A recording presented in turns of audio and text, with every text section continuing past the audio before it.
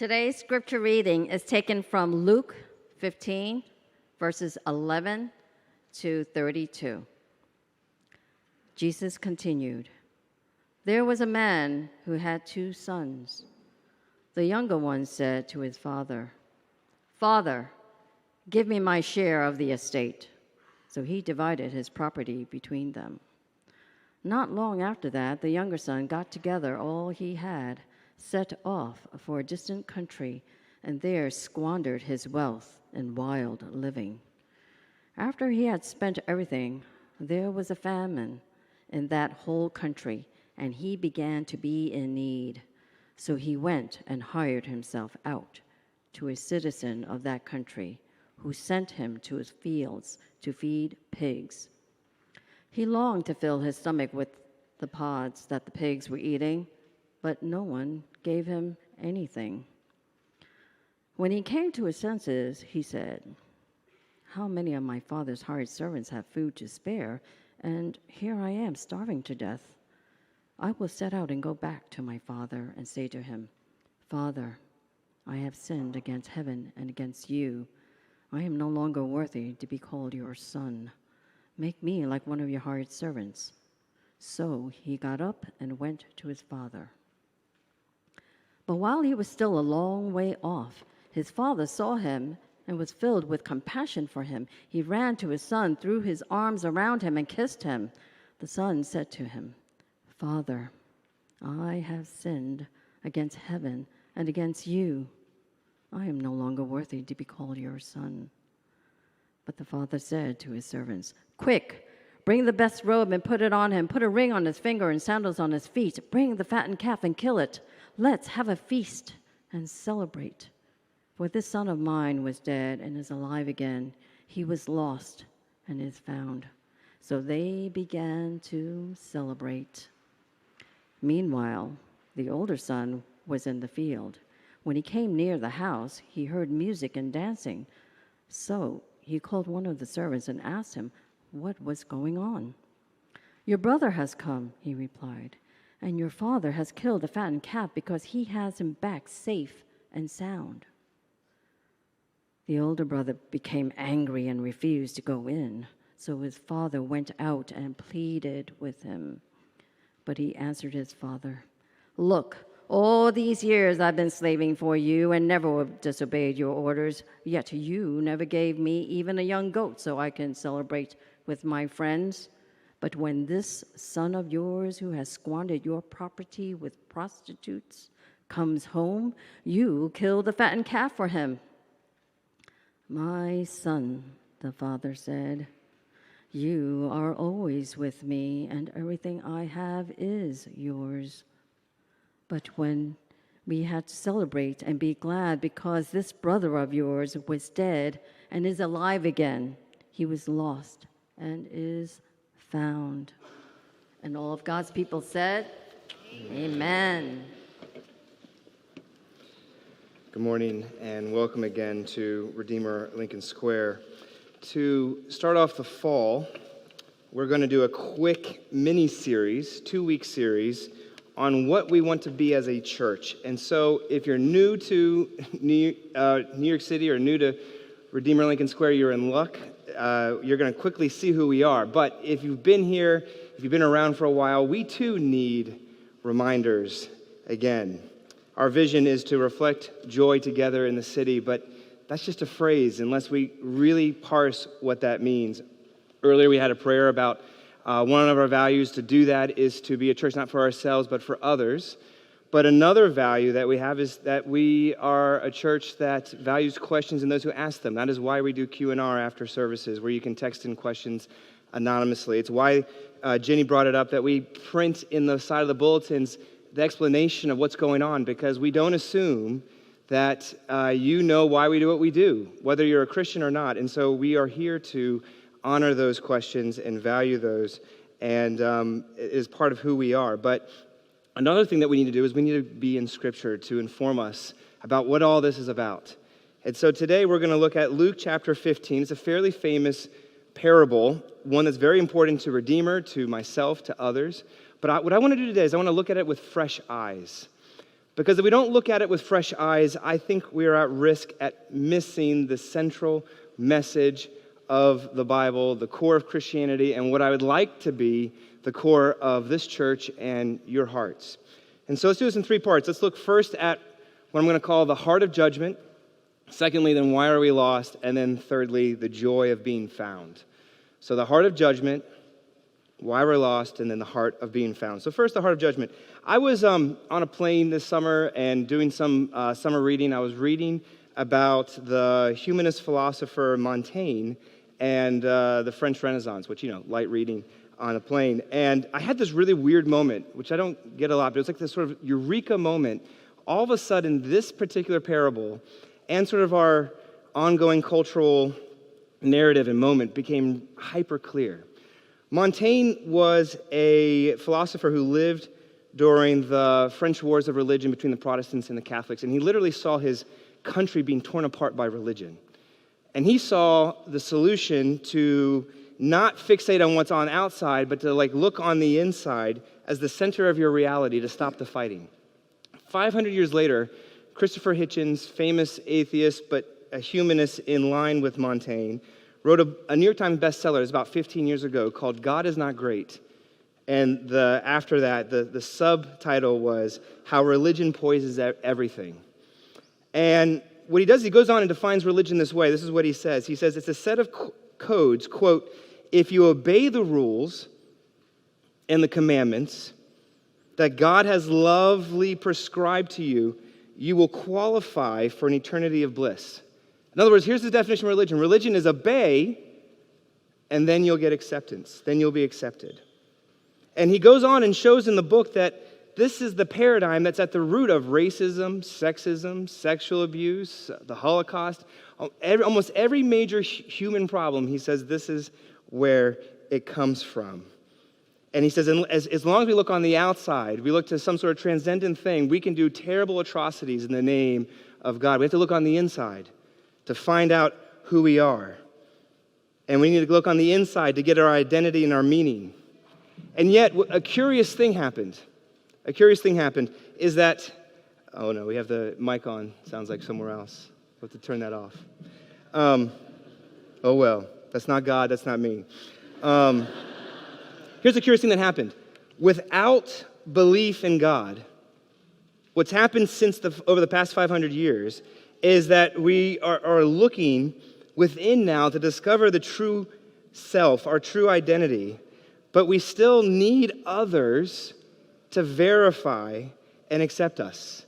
We actually still, right now, we still need the court of public opinion to verify things. And so here's what's so ironic. Hitchens and Montaigne, they got rid of God, right? They got rid of God because he was the judge to try to stop judgment, but instead, what's been created is now everybody is a judge. Everybody is. So here's the insight that I got on the plane. As religion has decreased in the West, what's increased is judgment has increased, as the self is at the center. I still need others to acknowledge the self that I've chosen. And to feel better about ourselves, what happens is now we judge where others are lacking. So this is what's so funny, is that we live in a culture that supposedly, there's no judgment. But as we got rid of God as the judge, now we all are sort of these many judges. And you say, okay, where's the proof for that? I think the proof is this, is that there are statistics that show that the social media posts that you and I post, the ones that get the most traction are not the happy clappy ones. The ones that get the most traction are the judgmental ones, where we are more likely to comment on them. Or if you want to, you can go to, there's a survey in City Journal last year. This survey pointed out that the majority of us agree with this statement. Here's the statement. I worry someone misunderstands something that I've said or has taken it out of context. That's actually a new phenomenon, that we actually actively worry how other people will perceive our statements. We constantly worry about the judgments of others. Or look at the cognitive psychologists that are pointing out that one of the reasons for the increase in depression and anxiety is because there's now a judgmental spirit that we're taking against ourselves. We're constantly comparing ourselves to others.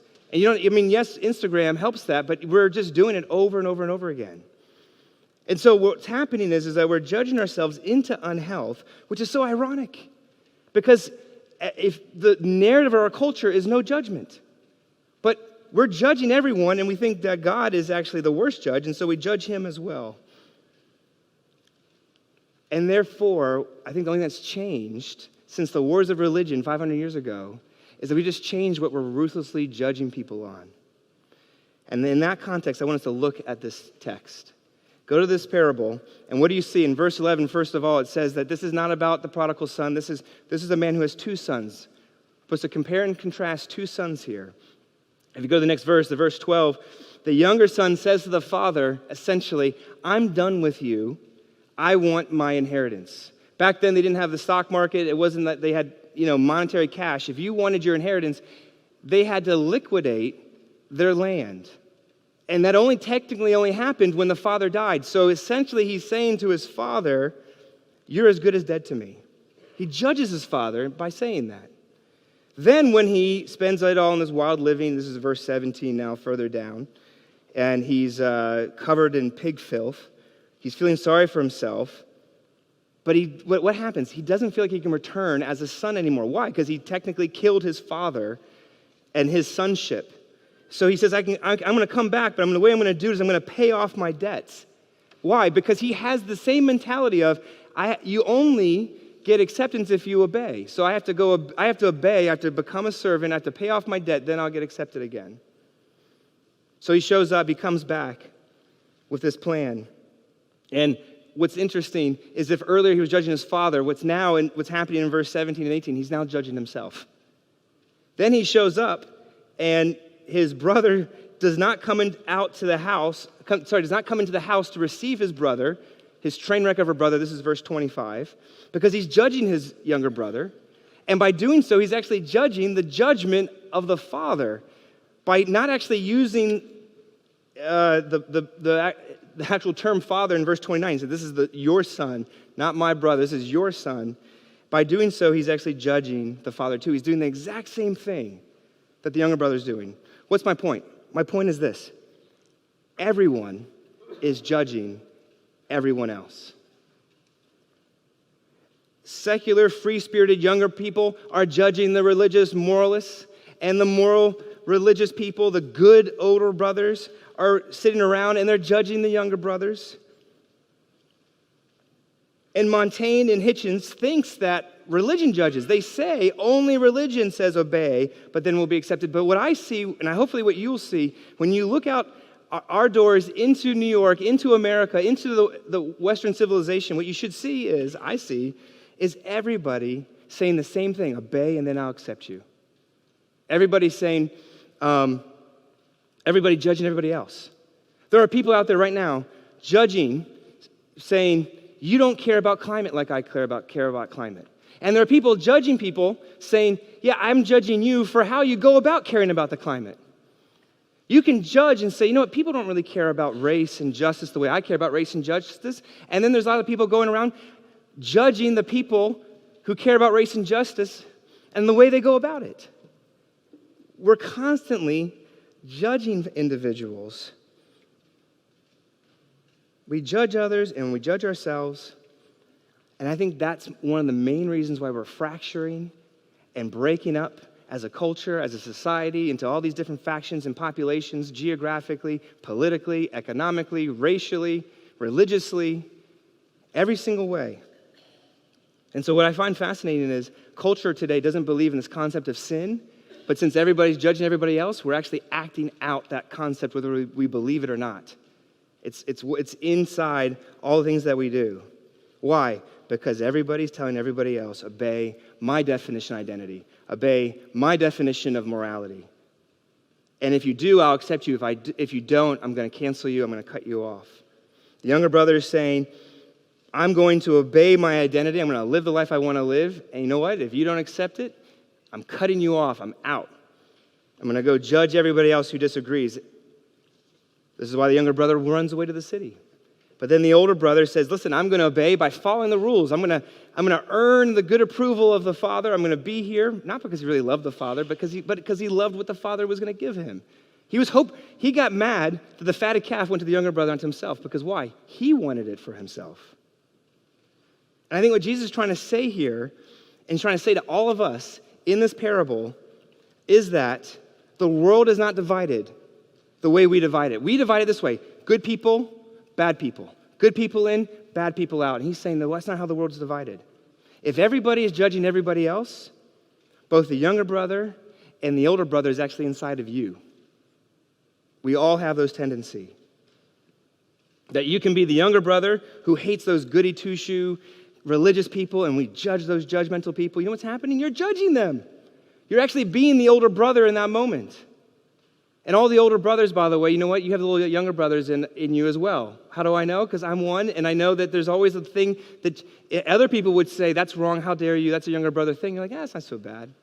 You cut the corner over there. You're not understanding me. I'm complicated. I'm nuanced. You don't get me. Them, they're black and white, in and out. You're off. And what's happening there is we're judging. So before we move on, this is what I want to say. Do you realize that the problem is not necessarily out there, it's in here? Will you recognize that you carry the spirit of judgmentalism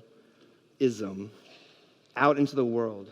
And the sooner we actually recognize that, the sooner we can deal with this problem. That's point one. Now, point two, quickly, why we're actually lost. I don't know if you've ever been physically lost before, but I think we can all agree with this. The people who are most physically lost are the ones who don't even know they're physically lost. I was hiking this summer, and I love going in the middle of nowhere, and there's nobody around, but sometimes there's somebody coming up the trail the other way, and you tend to just sort of nod and wave. You're like, grunt, something like that, because you're in my space of within 500 miles or something. But there was this couple coming the other direction, and to my surprise, they actually stopped me and said, hey, is this town, we're looking for a particular town, is this close? Are we close to this town? So I break out my map. And I was like, no, you're actually nowhere near this town. You have no idea. To my surprise, they argued with me. They're like, no, this town is close. I know it. And I was so, it boggled my mind that they were not willing to reason. They were not willing to see that they were wrong. And so actually we left, we're like, oh, whatever, and we just kept going. And for hours, I was just like so flummoxed that how could they be so blind? Turns out, actually, I was wrong. And these people are the ones trying to reason with me. They were trying to show me, and what I realized was there was no way they could have convinced me. There was no way they could convince me. And so what I realized is this, is that we're most lost because we don't know we're lost.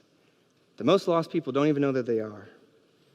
And that's the insight I think that the older brother gives us. See, the younger brother knew that he was lost. He admits, and there's a lot of commentaries say, to what degree did he really know how much he, because he was like, maybe just was hungry, maybe just wanted food. But you know what? It was enough. It was a little bit maybe, but it was enough in verse 18 that he at least admits. The older brother doesn't. In verse 29, when he says, I'm slaving for you, that term is essentially saying, I'm putting in my debts, I'm paying my dues, so to speak. I'm putting in all this effort, my good deeds, my staying home as being a good son. It wasn't necessarily because of the love of the father. It was because of the love of the fatted calf. And yet, here's the thing, this is what's so screwy, is that the world will see on the outside, he's the good one. He's the good son. He saw himself that way. And yet, inside was the same judgmental spirit that was inside the younger brother. And yet he couldn't see it, he didn't know it. And so there's only one key difference between the two brothers. One knew that they were lost, and the other one didn't. Every single religion in the world does say that the world breaks down into good people and bad people. Only Christianity says the good son and the bad son are both lost. That you can be lost by running away from God, but you can be just as equally lost, actually more lost, because you don't even see your own lostness, by thinking that you're right next to God, that you're serving God, that you're trying to be near God. Broken people, this is what I found in my experience, broken people who look physically broken and know they're broken tend to be more likely to go home, to seek help. It's the people who don't look broken. It's people on the outside that look pretty good, that have it all put together. Those are the ones who don't have a desire to come home. And this is what's so weird and hard. Right now, today, if you feel broken, there's curses that are happening to make you feel that brokenness. But guess what? There's a blessing inside that curse, because at least you know it. And what's so strange and weird is the blessings of having a great life and comfort and stuff like that. There's a curse in that. The curse is that you don't see your brokenness. It's those who don't feel broken, those who don't know that they're broken on the outside. That's the curse. And so the world isn't divided between good people and bad people. It's really divided between this: people who know their need and people who don't. People who seek help because they know their lostness, and those who don't. We are judging each other because it gives us some internal satisfaction to feel better about ourselves in those moments. And we're not going to change until we repent, not just of the bad things. That's easy. Everybody knows what's bad. We're like, that's not, you shouldn't do that. It's not just repent on the bad things. It's repent for the very reasons that we even do good things. I've said this before, but I'll say it again. I got this awareness probably for the first time. It was so impactful. It's why I still remember it. I was in high school, and back in the 90s, the high school was like the really baggy pants and stuff like that, which I don't even know they're in again. Fashion cycles through. But I was wearing these big baggy pants. There was this elderly individual who was trying to cross the street, but the light was changing too fast. And for whatever reason, I'm not normally that hyper aware, but I was aware that she was, and I actually helped her cross the street. And it was a good deed. It's a good deed to help somebody that is in need to help cross the street. Of course, the minute I did that, I started looking around at everybody else and was like, you guys could have done this. You could have helped. Why didn't you? I helped. Look what I did. And I'm just this high school guy who never really helps people anyway, but I helped here, and so, yeah, feeling pretty good. What's happening there? In that moment, I was taking a good thing, but as the way I was working it, I twisted it and made it about myself, to use it against other people, to weaponize it against other people. And that's the thing, is that every single one of us, I promise you, take anything good, just give it some time, and you'll find a way to weaponize it against someone or something else for your benefit. And I think we do this all the time. Sometimes we'll say this. We'll say, you know what? I might have this, but at least I love my parents. Not like those people over there. I'm going to have this, but you know what? I might not have the career I want, but at least I try hard in my career. Or you know what? Those of you in that career, you're like, well, you know what? I might not be getting ahead, but those guys cheat. At least I'm honest. See, those are true statements, but you know what? The way that you're weaponizing them and use them, is the heart motivation with them is now a spirit of judgment. The only difference between the younger brother and the older brother is the younger brother knew his need for the father, and the older brother did not. Because what we're doing with judgment is it's just one little semblance of saying, I feel better about myself. Why do you want to feel better about yourself? Because that is one more way to say, I don't need anyone else, I have this. I don't need a savior, I have that. I'm self-reliant. Maybe not in this area, I'm kind of messed up over here, but you know what, over here, I'm all right. I might be a younger brother over here, but at least I'm an older brother over there. And that is why we're lost, is because we don't even know it. My question to you is this: where might your goodness be keeping you away from the Father? Right? Notice the older brother won't come into the party. Where might your goodness be keeping you away from the party that's available for you? This particular parable is at the end of a couple parables, and each time there's resolution at the end. What's jarring is there's no resolution. We never know if the older brother comes in, which is Jesus' way to say, you're that elder brother, are you going to come in? Because the bigger problem is not your badness. Your bigger problem is your goodness. It's the very thing that you think that you got. At least you got that. That thing is why we're lost. Last point, the joy of being found. Another true story. I had a friend who had a cancer growing up, I guess, in their leg. And it was getting bigger and bigger. One time I saw it, and it was the size of a baseball. And everybody, and not just me, everybody was like, you really should get that looked at. And this person was like, you know what, I know what it is. It's not that. It's, I don't know what, there was a word he used, what it was, what he thought it was, like a cyst or something. But he never got checked out. And he died of cancer that was preventable. Now, I want to ask you this question. What killed him? Was it the cancer? What killed him was his denial that he had cancer. Denial is actually what really killed him. For all of us, I believe that what's killing you most is your denial right now. What's going to fix that? What would help? Well, the text says the younger brother thought that when he told his father that you are dead to me, get lost, get bent, and ran away, he thought that he could never come back as a son. He thought he could never imagine that. But what did he see in verse 20? In verse 20, he saw his father running towards him. Now, here's the question you have to ask. How did the father know he was coming? People point out that the only way he must have known that he was coming was he was looking for him, which then makes you wonder, how long was he looking for him? Every day? Every month? Years on end? And then the key word is he ran. His running. You might not think that's that special, but 2,000 years ago, ancient Near East patriarchs, they did not run. They had tunics, which meant if they did run, it was going to be indecent. You know what? That's nothing I wanted to see, nothing that I want you to see, but he did it anyway, because you know what? He didn't care. He saw his son and was coming towards him. And so he went to him. And I think what that means then for all of us is that even though he was financially ruined by this son, even though that he was culturally shamed, you know that everybody in the town would have gossiped and talked about him, even though he was incalculably hurt, we can't even imagine this pain his father went through, he looks for his son and runs towards him and throws his arms around him and kisses him.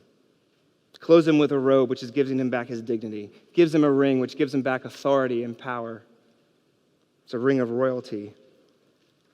You don't have to work to be in the graces of my love, is what he was saying. Which was something that brother, all brothers, could not possibly fathom. And the only thing that it took for that to happen was the younger brother's willingness to come home. The father ran towards him. The father did everything else. All he had to do was be willing. And we don't even know to what degree he really understood what he was willing to admit, but it was enough to come home. The father saw the worst in his son, and still he was running, robing, celebrating, no questions asked. And if you had that kind of acceptance, if you understood that, if you saw and basked in the joy of being found like that, if you knew that nothing could keep you away from the love of the Father, I promise you, I bet you and I would be transformed and completely and utterly different about how we thought about ourselves and the world. We would. Go back to that heart of judgment we talked about for a second. You know, we judge. Why? We judge, by the way, because there are right and wrongs, there are real problems out there. We want justice. And yet the way we do it, we don't get justice, we get vengeance. The truth is, there is a judge, and you're not him. There is a judge. You say, where's that in the text? Well, the younger son, to get back in the family, is actually costly. Why? To get back in the family, now he has rights to the inheritance. It means he now has a portion to what was supposed to be for the elder brother. So what was happening is the elder brother was being asked to pay. There is a debt, there is a payment, and he didn't want to pay it. See, if the elder brother really had the heart of the father, probably as soon as that younger brother left, he would have gone after him at great cost, and he didn't. And so this was Jesus' way of saying, hey, that elder brother didn't want to take the judgment, but I will. He didn't want to take that cup of wrath, the payment, but I will. I will leave the true father. I will be the true son. I'll leave the true home and go off and pay that debt so that you and I, we sons and daughters, now don't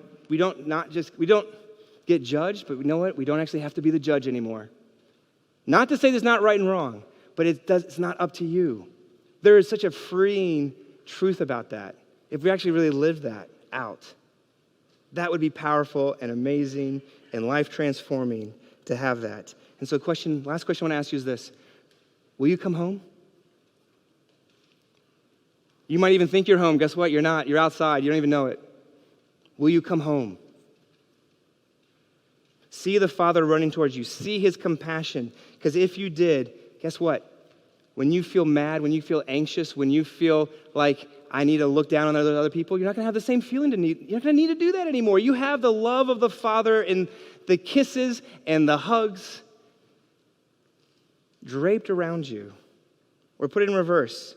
When you get easily agitated, when you still feel like you're not getting your due, when you feel like you're running on empty, what's happening in those moments is that at the end of the day, you haven't fully fleshed out the experiential truth of the Father's love around your neck. That's what's happening in those moments. And so what we really need is we need to be melted by being brought home. And if we don't, we're still on the outside. But if we knew this personally, particularly, eternally, we will desire to have more of God, even if it meant more of everything else, less of everything else. Sometimes people go, I did membership on Saturday, and we were just talking about, you need community and you need these things, but guess what? It's costly. It costs your time. Are you willing to pay the time? It might be worth it, though. To get more of God, you might get less of everything else, but you know what? That's going to be worth it. Older brothers obey to get accepted. Christians know that they're accepted out of gratitude, and now, therefore, everything comes. All obedience comes after that. I actually think that Hitchens and Montaigne were right. That religion is obey and then get accepted. But I would argue everything is obey and then get accepted. Only Christianity says, no, you are accepted, period. And if you understood that, you wouldn't be able to help but serve and move out and go and grow and obey. The only thing that will change your heart, I think, a heart of judgment to a heart of joy is experiencing anew being found by the Father. Will we let this be the animating power in our lives? Will we let that move us? He sought you first, so guess what? Now you can seek him out. If you understood that love, it changes everything. This is our vision for Redeemer Lincoln Square. It's to reflect joy together. But the root of the joy, the reason why we're going through this passage, it has to be this. It has to be the kisses of the Father, the running, roving, ruby ringing nature of the Father, regard for you, that you were dead and now you're alive. You were lost, but now you're found. And I think the way to do this, to start to do this, here's a practical application. How do you start to do this? Ask yourself how regularly. You don't just repent and beat yourself up about the bad things. How much are you willing to talk about that the root of all the things that you're doing good is actually for the wrong reasons too? Be able to say, Lord, I repent of even the reasons why, for wanting to look competent, for needing to be right, to look put together to everybody else, to feel better about myself. I confess that I've even done that. Help us to see your arms around us, no matter how many other things vie for our attention. I think a lot of people in this town say, I want to really love people. You want to know how to love people? Don't just say, I need to love people, I should love people. That's what the elder brother does. The elder brother does it that way. You will love people to the degree that you feel loved. You will most feel loved by seeing the Father's arms around you, and you'll most feel the Father's arms around you because you saw what it cost him to do so, his own very son. That's the beauty of God's love. From this parable, it's the more you see your flaws, the more beautiful is his grace. And the more beautiful his grace, the more you can admit your flaws, and the more you can accept other people's flaws. How are we going to stop from fracturing? It's when you don't divide out yourself from the judgmentalism. When you see it on them, and they probably are wrong a lot of times, but knowing yourself will keep you in relationship. Doesn't mean there's not brokenness, but there is a judge who will fix it and remake it, and he already started it with you, with his arms around you, and he's going to do it for the whole world. And I believe if we really own this as a church, we would love those who are lost because we were lost and found. We would love those who are broken because we know our own brokenness. it would change. That was what was prayed up here just a couple moments ago. That we would be a church, not just for ourselves, but for others, because this is at the heart of who we are. Then you can say, like the Charles Wesley hymn, my chains fell off, my heart was free. I rose, went forth, and followed thee, accepted. And now we move out in obedience. Let's pray. Heavenly Father, I pray that we let this be the joy of our hearts, the basis of our joy. There's so many other things vying, saying, it's speaking in our ear, saying this will be the joy. If you just found this, if you just identified like this, if you just got this. And those are partial truths. There are some truths to those things, but not fully, not ultimately. No, not like your arms around us, the full acceptance of being able to see us to our core, seeing all the ways that we've run away from you and still saying, I want to be your father. Father, there's people in this room that have had bad fathers. And so this is a hard concept to get. Some of us have had good fathers, but not as good as the one true Father here. Turn our hearts and minds, we pray. Let us, as we begin this new fall, to root ourselves on this foundation, nothing else. We pray these things in your name. Amen.